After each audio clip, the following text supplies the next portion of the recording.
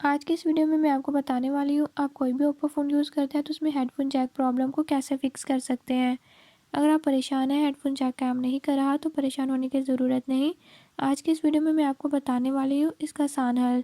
Video की तरफ बढ़ने से पहले अगर आप नए हैं तो इस चैनल को सब्सक्राइब करें और बेल आइकन को प्रेस करें, ताकि आपको हमारी हर नई आने वाली वीडियो का नोटिफिकेशन मिल सके। हेडफ़ोन जैक प्रॉब्लम को फ़िक्स करने के लिए देखिए ये